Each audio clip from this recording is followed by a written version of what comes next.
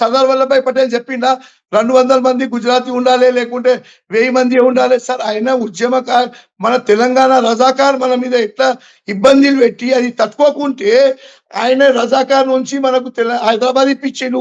ఇప్పుడు మనకు హైదరాబాద్ ఇప్పించారు. మేము కూడా చెప్తాం, సర్దార్ వల్లభాయ్ పటేల్ గుజరాతీ ఉన్నారు, మీరు గుజరాతీ మార్వాడికి పోమని చెప్పేటోళ్ళు మీరెవరు, నేనెవరు?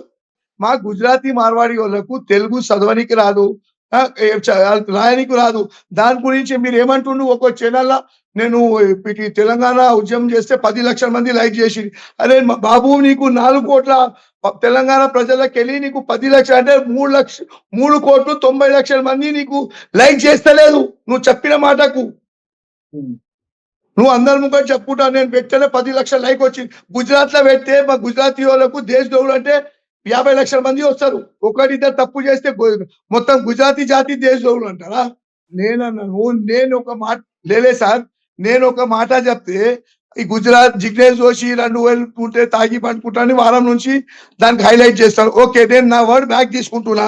అటువంటి సేమ్ టైంలో సోకాల్ తెలంగాణ నాయకుడు ఉద్యమకారుడు ఆయన ఏమన్నాడు?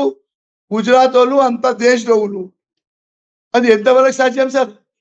మేము గుజరాత్ వాళ్ళు అంతా దేశద్రోహులు ఉంటే అదాని ట్యాక్స్ కట్టకుండానే దేశం నడిపిస్తా, అదాని జియో ఫోన్ వాడతా లేదా మనం అందరు దేశద్రోహులు అవుతారా సార్? ఇప్పుడు ఒకటిద్దరు తప్పు చేస్తే అందరినీ శిక్షిస్తారా?